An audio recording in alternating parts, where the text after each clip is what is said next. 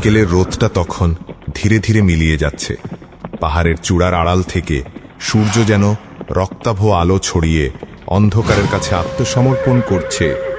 চারপাশে ঘন জঙ্গল, অদ্ভুত পাখির ডাক, আর হঠাৎ হঠাৎ শেয়ালের হুক্কা হুয়া শব্দ। সব মিলিয়ে ভয়ঙ্কর পরিবেশ তখন বিরাজ করছিল অনন্তগড় রাজ্যের অদূরে অবস্থিত ঘন বনটির মধ্যে। রাজকুমারী অনন্যা তার দুই সখী অনিতা আর কাকলিকে নিয়ে ঘোড়ার পিঠে চড়ে বেরিয়েছিল বিকেলের আনন্দ ভ্রমণে। প্রথমে সব ঠিকঠাকই চলছিল, কিন্তু অন্ধকার নেমে আসতেই অনিতার কাকলির মনে ভয় ঢুকতে শুরু করল। মাগো, আজ বড্ড দেরি হয়ে গেছে।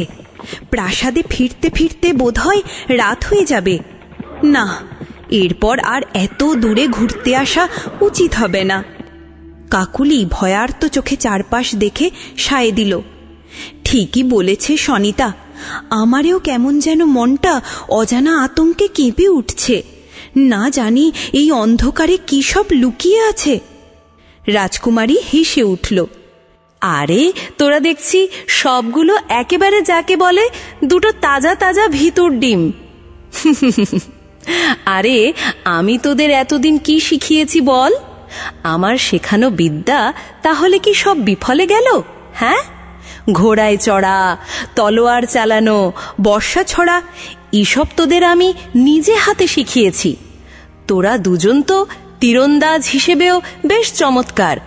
তবে ভয়টা কিসে শুনি? তোরা সকলে কান খুলে শুনে রাখ, আমি রাজকুমারী অনন্যা, এই রাজ্যের ভবিষ্যৎ উত্তরাধিকারী সম্রাজ্ঞী।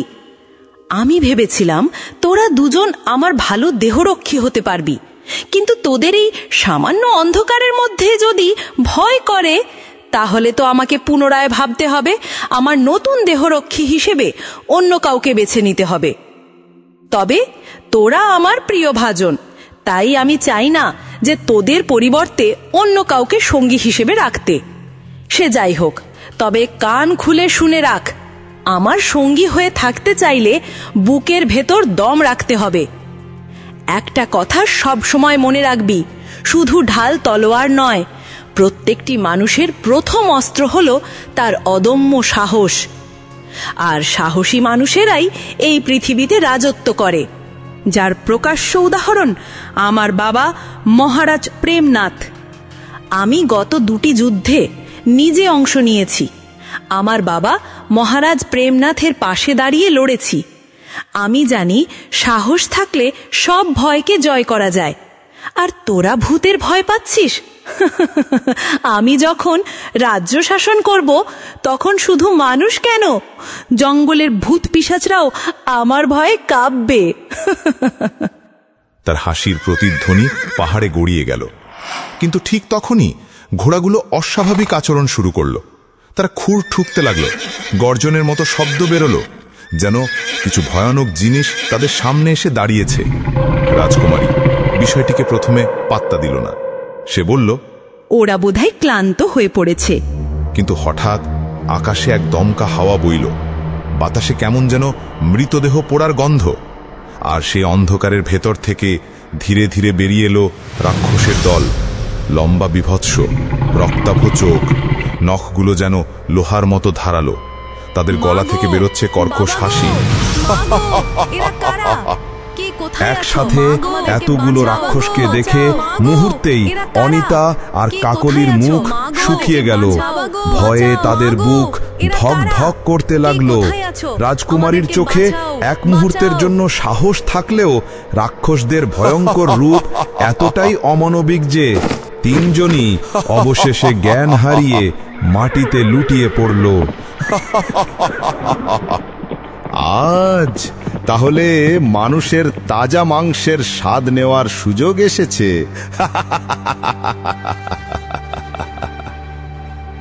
চুপ কর, এ মেয়ে সাধারণ কোনো মেয়ে নয়, ও রাজকুমারী। ওদেরকে কেউ ছুবি না, ওদের জ্যান্ত ছেড়ে দে। অপেক্ষা কর, সামনে খেলা আসতে চলেছে।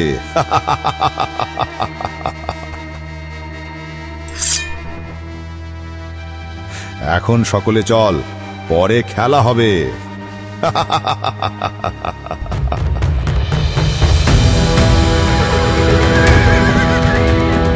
ঘোড়াগুলো আতঙ্কে ছুটে পালালো। তারা সরাসরি দৌড়ে চলে গেল প্রাসাদের আস্তাবলে। সেখানকার রক্ষীরা ঘোড়াদের হাবুডুবু অবস্থা দেখে আটকে উঠল। এই যে সর্বনাশ, এই যে রাজকুমারীর ঘোড়া, তাহলে রাজকুমারীর কোনো বিপদ হয়েছে? সেপাহীরা, দ্রুত ঘোড়া বের করো, আমাদের রাজকুমারী মনে হয় বিপদে পড়েছে। কার এত বড় সাহস আমাদের রাজকুমারীর ক্ষতি করেছে? আজ একটাকেও আস্ত রাখবো না। চলো সবাই।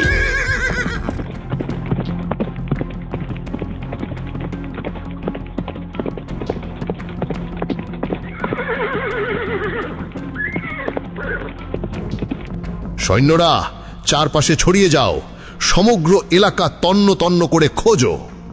আরে, এদিকে কে পড়ে আছে? আরে এই তো, সে এখানে।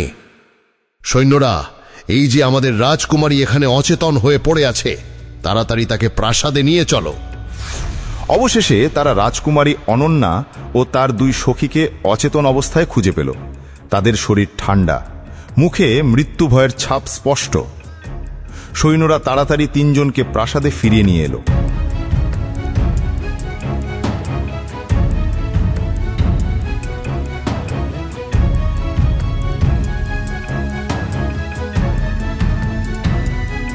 কিন্তু রাজকুমারী তখন অজ্ঞান হয়ে শুয়ে আছে তার বিছানায়। পাশে দাঁড়িয়ে আছেন রানীমা ও রাজবৈদ্য। হায় হায়, কি বিপদ হলো! সিপাহী, সিপাহী, যাও, এক্ষুনি মহারাজকে রাজকুমারীর খবর জানাও, যাও। যথা আজ্ঞা রানীমা।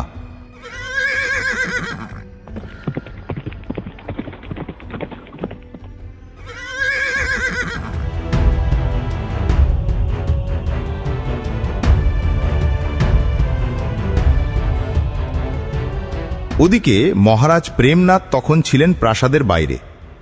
মন্ত্রী, মন্ত্রী, আপনাদের মতো এমন বিজ্ঞ ও দক্ষ লোক আমার রাজসভায় থাকার পরও কিভাবে চণ্ডীগড় রাজ্যের যুদ্ধে আমার এত সৈন্য মৃত্যুবরণ করল? মহারাজ, আমরা তো যুদ্ধে জিতেছি। হ্যাঁ, সেটা তো আমি জানি। সৈন্যদের দক্ষতা আরো বৃদ্ধি করতে হবে, এবং তা 1 মাসের ভিতরেই। এবং আমাকে পরবর্তী গন্তব্যে পৌঁছাতে হবে।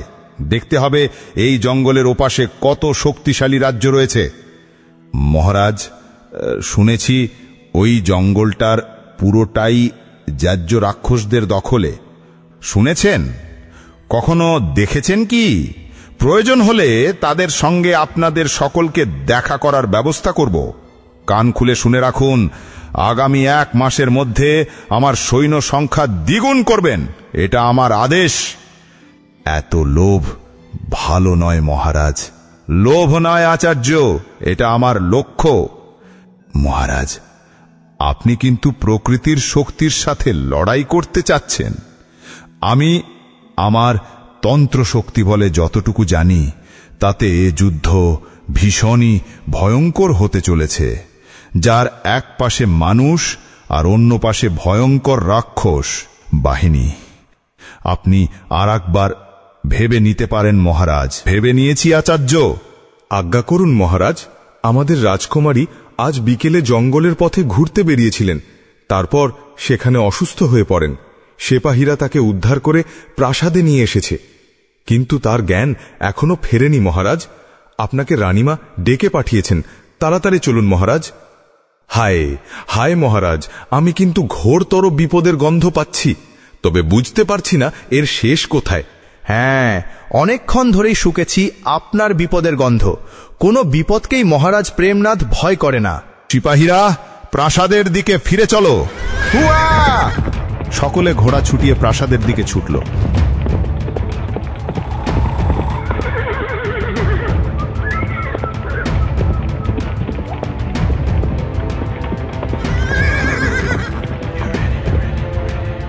প্রাসাদের ভেতর তখন অস্থির অবস্থা। মহারাজ প্রেমনাথ আর দেরি করলেন না, ছুটে গিয়ে রাজকুমারীর কক্ষে প্রবেশ করলেন। সেখানে অনন্যা নিথর হয়ে শুয়ে আছে। তার নিঃশ্বাস ক্ষীণ, মুখ ফ্যাকাশে। মহারাজ, বিরাট সর্বনাশ হয়ে গেছে। রাজকুমারীকে জঙ্গলের ধারে অজ্ঞান অবস্থায় পাওয়া গেছে। নিশ্চয়ই কোনো অশুভ শক্তি এর পেছনে আছে। মহারাজ, কিছু একটা করুন। অনন্যা, মেয়ে আমার, চোখ খোলো। কি হয়েছে তোমার? আমি মহারাজ প্রেমনাথ বেঁচে থাকতে আমি তাদের কাউকে ছাড়ব না। শুধু একবার জানতে হবে কে আমার রাজকুমারীর ওপর আঘাত এনেছে। আমি তাদের কাউকে ছাড়ব না। কক্ষের ভেতর তখন নিস্তব্ধতা, শুধু মশালের আলো কাঁপছে, আর রাজকুমারীর ঠোঁট থেকে অস্পষ্ট ফিসফিস আওয়াজ বেরোচ্ছে, যেন কিছু বলতে চাইছে কিন্তু পারছে না। ওই তো তারা আসছে, ওই তো আসছে, ওই তো ওই তো ওই তো ওই তো আসছে, সবাইকে মেরে ফেলবে, সকল কিছু ধ্বংস করে দেবে। ওই তো।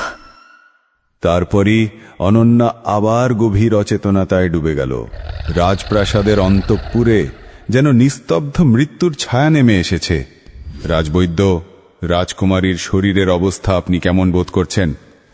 মহারাজ, আমি রাজকুমারীকে শক্তিশালী ভেষজ বটিকা সেবন করিয়েছি, তাতেও তার চেতনা ফিরছে না। নাকে ত্রিনাগ ফুলের গন্ধ শুকিয়ে দিয়েছি, তাও কোনো ফল হয়নি মহারাজ।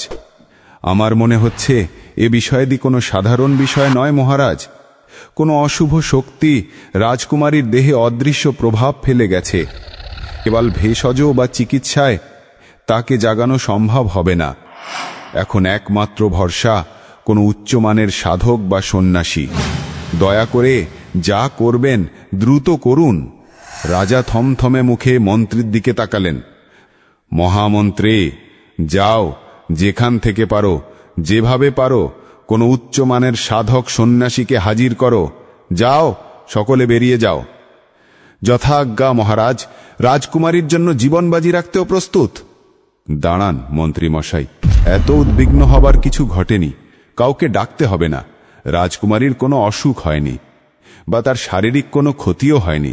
তিনি সম্পূর্ণ সুস্থ ও স্বাভাবিক আছেন। তবে তার এই কারণ ও প্রতিকার করার জন্য আমি মহারাজের অনুমতি চাইছি মহারাজ। যদি অনুমতি দেন তবে আমি কিছু কথা বলতে চাই আপনার সঙ্গে একান্তে। হ্যাঁ, অবশ্যই আচার্য। রাজ্যের সব দুর্দিনে তো আপনি আমাকে সকল বিষয়ে পরামর্শ দিয়ে সাহায্য করেছেন, তবে আজ কেন নয়? বলুন, আপনি কি বলতে চান? মহারাজ, আমি আপনাকে বহুবার সতর্ক করেছিলাম, ওই জঙ্গলটা সাধারণ কোনো বন নয়, ওটা যোজ্য রাক্ষসদের রাজ্য। বহু রাজা, বহু সেনাপতি লোভে পড়ে ওটা দখল করতে চেয়েছিল, কিন্তু আজ তারা কেউ মানুষ নেই, সবাই রাক্ষসে পরিণত হয়েছে। তাই এই বনকে সকলে যমলোকের দ্বার বলে ভয় করে। তাহলে তুমি কি বলতে চাইছো আচার্য? আমার কন্যাকে সেই রাক্ষসরা জাদু করেছে? না মহারাজ, তারা জাদু করেনি। রাজকুমারী এখন তাদের মায়াজালে আবদ্ধ। এ কেবল এক সতর্ক বার্তা। তারা চাইলে রাজকুমারীকে মুহূর্তে গিলে ফেলতে পারত, কিন্তু করেনি। তারা আপনাকে উত্তেজিত করতে চেয়েছে, যাতে আপনি নিজেই সেনা নিয়ে ওদের ঘাঁটিতে ঝাঁপিয়ে পড়েন, আর তাতেই ধ্বংস হবে আপনার সকল সেনাবাহিনী ও সমগ্র নগর। কিন্তু আমি তো যুদ্ধ করবই। আমার কন্যার প্রাণ বাঁচাতে হলে আমাকে বন দখল করতেই হবে। না মহারাজ, ধৈর্য ধরুন। আমি আপনাকে আশ্বাস দিচ্ছি, সময় হলে রাজকুমারীকে মুক্ত করব তার জাদুময় ঘুম থেকে। তবে আমাদের হাতে আছে মাত্র 3 দিন। আমি রাজকুমারীর হাতে রাক্ষসদের নখের দাগ দেখেছি। ওটা সাধারণ দাগ নয় মহারাজ। আগামী পূর্ণিমার রাতে সেই দাগের বিষক্রিয়ায় রাজকুমারী নিজেই রাক্ষসে পরিণত হবেন। কি বলছেন আচার্য? এ যে সর্বনাশ! কোনো উপায় নেই? উপায় আছে মহারাজ। সাপের বিষ সাপ খেয়েই মারে। যোজ্য রাক্ষসদের কোনো রাক্ষসী নেই। তারা শুধু মানুষকে আঁচড়ে দিয়ে তাদের রক্তে রাক্ষস বীজ প্রবেশ করায়। তারপর পূর্ণিমার রাতে সেই মানুষও রাক্ষসে রূপান্তরিত হয়, আর এভাবেই তারা তাদের সংখ্যা বাড়ায়। কিন্তু এবার আমরা তাদের দেয়া সেই বিষকেই ওদের বিরুদ্ধে ব্যবহার করে রাক্ষসদেরকে সমূলে বিনাশ করতে হবে। আজ্ঞা করুন মহারাজ, ভয়াবহ সংবাদ। নগরে রাক্ষসরা আক্রমণ করেছে। বহু লোক হঠাৎ নিখোঁজ, অনেককে ওরা টেনে নিয়ে গেছে। আপনার অনেক সিপাহী আর ঘোড়াদের শেষ পর্যন্ত আমরা রক্ষা করতে পারিনি। শুনলেন আচার্য, আপনি আমাকে যুদ্ধ করতে মানা করেছিলেন, অথচ ওরা আমার নগর ধ্বংস করছে, আমার লোকদের হত্যা করছে। মহারাজ, ধৈর্য ধরুন। তলোয়ার বা বর্ষায় রাক্ষসদের মারা সম্ভব নয়। ওরা মানুষ নয়। বিশেষ কৌশল ছাড়া ওদের সাথে যুদ্ধ মানেই হবে ভয়ঙ্কর সর্বনাশ। ভাগ্য ভালো তারা এখনো প্রাসাদে আসেনি, কিন্তু যেহেতু আক্রমণ শুরু করেছে আমাদের পাল্টা আঘাত দিতেই হবে।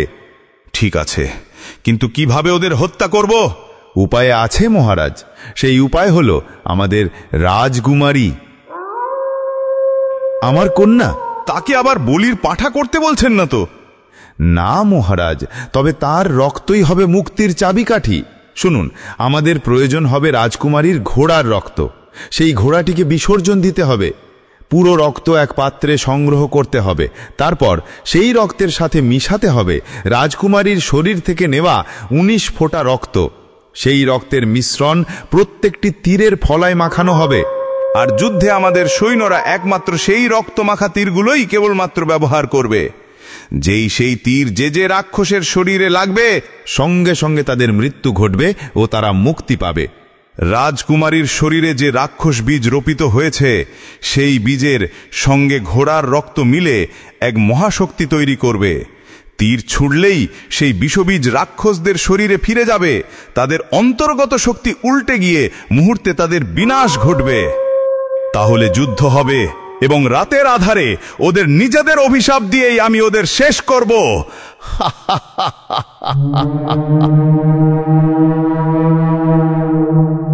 মহারাজ, আগামী পূর্ণিমার আগেই আমাদের রাক্ষসদেরকে যুদ্ধে আমন্ত্রণ জানাতে হবে। যুদ্ধ হবে অন্ধকারের বুকে। দিনের আলোয় তারা অদৃশ্য, আমরা তাদের দেখতে পাব না। তাই আজ রাতেই আপনাকেই যেতে হবে। আমি? কিন্তু কেন?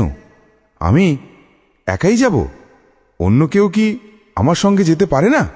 না মহারাজ, অন্য কেউ থাকলে রাক্ষসরা ক্ষিপ্র হয়ে উঠবে, সর্বনাশ ডেকে আনবে। আপনাকেই যেতে হবে একাকী। তবে মনে রাখবেন, বিনয়ের স্বরে কথা বলতে হবে আর নম্রতার সাথে যুদ্ধের প্রস্তাব জানাতে হবে। অন্যথায় তারা আপনাকে মুহূর্তে ছিন্ন ভিন্ন করে ফেলবে। কিন্তু আমি ওদের সাক্ষাৎ পাব কোথায়? জঙ্গলের গভীরে আছে এক পরিত্যক্ত মন্দির। সেখানে সিংহের মতো দেখতে ভয়ঙ্কর এক দেবমূর্তি বিরাজ করছে। ওই মন্দিরে গেলে রাক্ষসেরা স্বয়ং উপস্থিত হবে আপনার সাথে দেখা করতে। রাজা কিছুক্ষণ নীরব রইলেন। তাহলে আর দেরি কেন? আমি এক্ষুনি যাব। আগামীকাল রাতেই যুদ্ধ হবে। মহারাজ, যাবার আগে এই মন্ত্রপুটিটি আপনার সঙ্গে রাখুন। এতে আপনার দেহে মানুষের ঘ্রাণ থাকবে না, ফলে কোনো রাক্ষস আপনাকে খাদ্য হিসেবে গ্রহণ করতে পারবে না। এই পুঁটি আপনাকে নিরাপদে ফিরিয়ে আনবে প্রাসাদে। রাজা পুঁটলিটি বুকে চেপে ধরলেন। রাত তখন ঘন অন্ধকার, চারদিক নিস্তব্ধ। রাজা একাই রওনা হলেন জঙ্গলের মাঝখানের দিকে।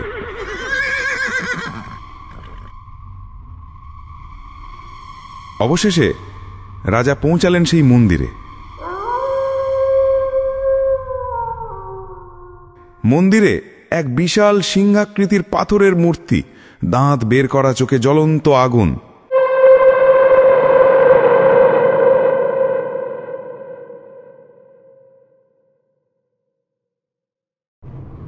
সেই মন্দিরের ভেতর ছিল গভীর কুঁয়ো।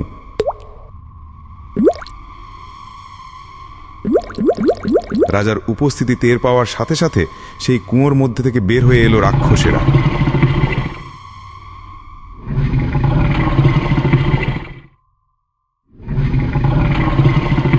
কে তুমি? দেখে তো মানুষের মতোই মনে হচ্ছে, কিন্তু মানুষের কোনো গন্ধ তো পাচ্ছি না। সে যাই হোক, তবে কে তুমি?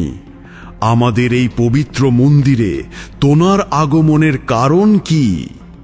আমি এই নগরের অধিপতি মহারাজ প্রেমনাথ। তোমরা আমার কন্যাকে জাদু মায়াজালে আবদ্ধ করে রেখেছ, যার মাধ্যমে তোমরা আমার সাথে যুদ্ধ করার বার্তা জানিয়েছ তা আমি বুঝতে পেরেছি। তাই আমি তোমাদের সাথে সম্মুখ যুদ্ধের আমন্ত্রণ নিয়ে এসেছি। আমি চাই আগামীকাল রাতে তোমাদের সাথে আমার রাজ্যের যুদ্ধ হোক। তবে যুদ্ধের যা ফলাফল হবে আমাদের উভয়কে তা মেনে নিতে হবে। আর যুদ্ধের আগে তোমাদের কোনো রাক্ষস আমার রাজ্যে প্রবেশ করে কারো জান মালের কোনো ক্ষতি করতে পারবে না। আমি জানতাম তুই আমাদের সাথে দেখা করতে আসবে। আমি জানি তোকে আসতেই হবে। এজন্যই তোর কন্যাকে আমি জীবন্ত ছেড়ে দিয়েছি। তবে আমি ভয়ঙ্কর রাক্ষস বীজ প্রবেশ করে দিয়েছি তার শরীরে। আর কয়েকদিন পরই তোর কন্যাও রাক্ষসে পরিণত হবে। এভাবে একে একে তোদের সবাইকে আমরা রাক্ষসে পরিণত করব। হ্যাঁ, যুদ্ধ চাই, যুদ্ধ। আর এই যুদ্ধের মাধ্যমে তুইও তোর সমগ্র সৈন্যবাহিনীও রাক্ষসে পরিণত হবে। তোর সাহস আছে দেখছি। আর তুই ভীষণ বোকাও বটে। তোদের মতো মানুষেরা কোনো দিনই আমাদের মারতে পারবে না, কারণ আমরা তো সবাই মৃত।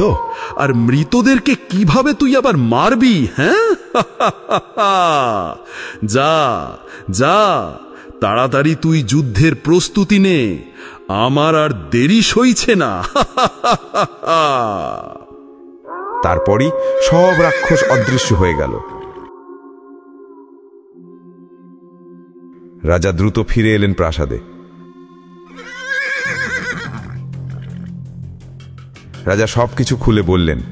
ভালো হয়েছে মহারাজ, তারা আমন্ত্রণ গ্রহণ করেছে। এবার আমাদের প্রস্তুতি নিতে হবে। শোনো সকলে, এবারের যুদ্ধের প্রধান কৌশলীর দায়িত্ব পালন করবেন আমাদের আচার্য মশাই। সকলে তার কথা মতো কাজ করবে, এমনকি সকল মন্ত্রী এবং সেনাপতিরাও তারই অধীনে থাকবে। আর আমি নিজেই যুদ্ধের প্রধান সেনাপতির দায়িত্ব পালন করব। যাও, সকলে যার যার কাজে যাও, আমাকে কিছুক্ষণ একা থাকতে দাও।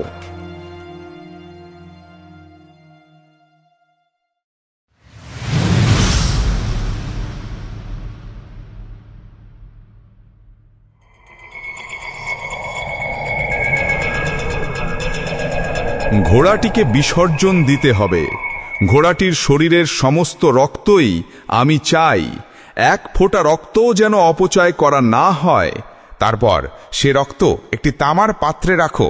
যাও তাড়াতাড়ি।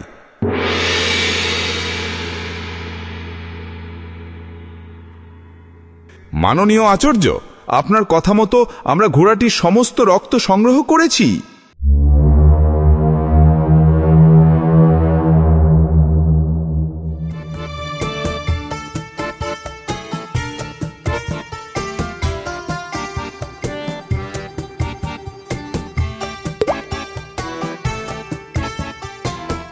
আর সেনাপতি গোজরা, এই যুদ্ধে আপনি বড় ভূমিকা রাখবেন। সকল তীরন্দাজ সৈন্য আপনার দায়িত্বে থাকবে। তবে খেয়াল রাখবেন, একটি তীরও যেন অপচয় করা না হয়। প্রতিটি তীরকে সঠিক লক্ষ্যে বিদ্ধ করা চাই। যথা আজ্ঞা মহামান্য আচার্য। আপনি দেখবেন আমার তীরন্দাজ সৈন্যদের দৃঢ়তা ও রণকৌশল। তারা সকলে প্রস্তুত রয়েছে। সেনাপতি গোজরা, সকল তীরের ফলায় এই রক্ত লাগিয়ে নিতে হবে। কোনো তীরই যেন বাদ না যায়, সেদিকে খেয়াল রাখবেন। যথা আজ্ঞা মহামান্য আচার্য, কাজ হয়ে যাবে, আপনি কোনো চিন্তা করবেন না। আজ রাতেই হবে চূড়ান্ত যুদ্ধ। হ্যাঁ মহারাজ, আগামীকাল পূর্ণিমা রাত। সেই রাতই রাক্ষসদের সর্বনাশ আর আমাদের বিজয়ের রাত। তবে রাজকুমারীর দেহ আগে থেকেই বিছানার সাথে শক্ত করে বেঁধে রাখতে হবে, কারণ পূর্ণিমা রাতে তিনিও রাক্ষসে পরিণত হবেন। তবে রাক্ষসদের মৃত্যুর পর তার উপর থেকে সেই মায়াজাল কেটে যাবে। তিনি তারপর সম্পূর্ণভাবে ঠিক হয়ে যাবেন, তাই ভয়ের কোনো কারণ নেই। হ্যাঁ, আমি সে বিষয়ে মহারানীকে সবকিছু অবগত করেছি। সেও তার সঙ্গীরা সারা রাত রাজকুমারীর দিকে খেয়াল রাখবে। রাজপ্রাসাদ ও নগরের চারপাশে অদ্ভুত নীরবতা নেমে আসে। মহারানী, আমি ফিরে না আসা পর্যন্ত প্রাসাদের সকল দায়িত্ব তোমার উপর থাকলো। আর হ্যাঁ, রাজকুমারীর দিকে খেয়াল রেখো। মহারাজ, আপনি কোনো চিন্তা করবেন না। রাজকুমারীকে আমি দেখে রাখব। সাহস হারাবেন না। নিশ্চয়ই এই যুদ্ধে আমরাই জিতব। চলি তাহলে।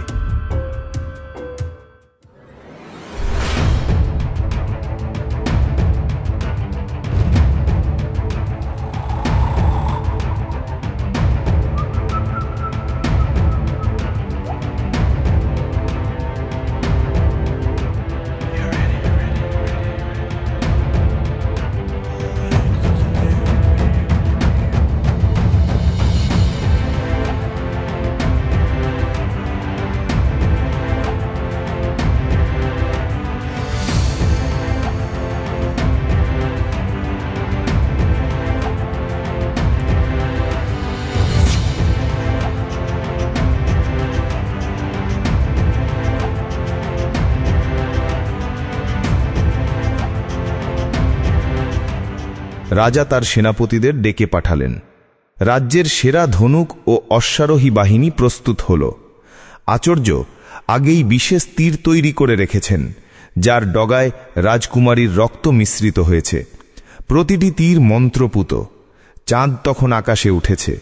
রূপালী আলয় রাজপ্রাসাদের সামনের বিস্তীর্ণ মাঠটি যেন সাদা অরুণ আলয়ে ভেসে যাচ্ছে।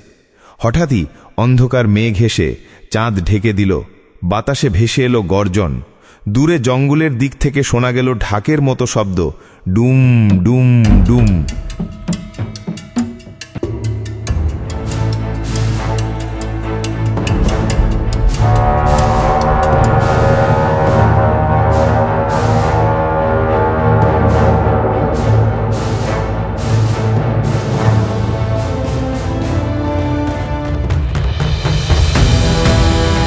তারপরই দেখা দিল শত শত রাক্ষস। তাদের চোখ লাল আগুনের মতো জ্বলছে, দাঁত বেরিয়ে আছে, মুখ থেকে আগুনের মতো নিঃশ্বাস বেরোচ্ছে।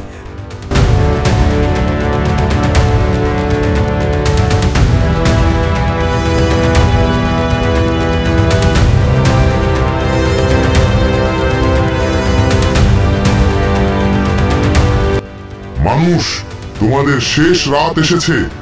সব কটাকে হত্যা করো আর রাক্ষসদের বীজ ছড়িয়ে দাও। যাও। সকলে তৈরি হও। একসাথে বাজল যুদ্ধের শঙ্খ। রাক্ষসেরা ঝাঁপিয়ে পড়ল।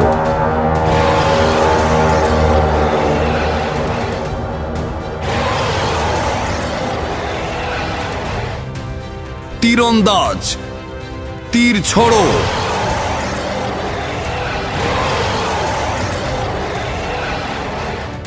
রাক্ষসেরা তীরের আঘাতে একে একে সকলে অদৃশ্য হয়ে যেতে লাগল। সৈন্যরা এগিয়ে যাও।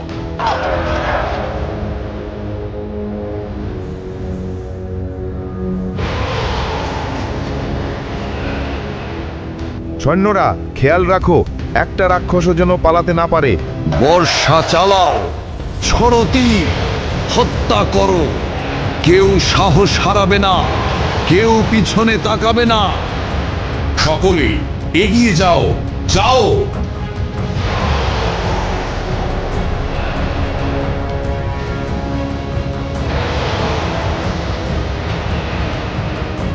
তীরন্দাজ তীর ছোড়ে।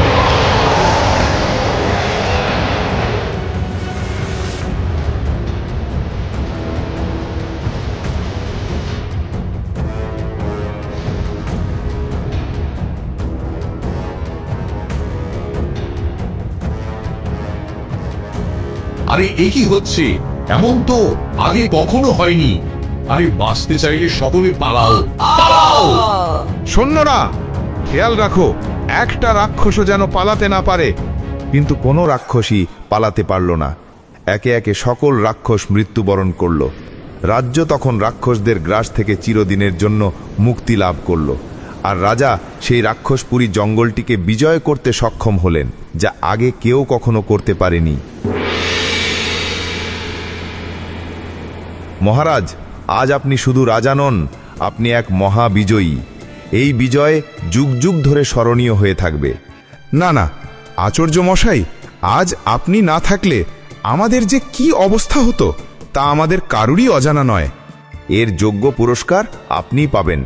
মহারাজ, এইমাত্র খবর পেলাম আমাদের রাজকুমারী চোখ মেলে তাকিয়েছেন, তিনি পুরোপুরি সেরে উঠেছেন। জয় জয় মহারাজ প্রেমনাথের জয়।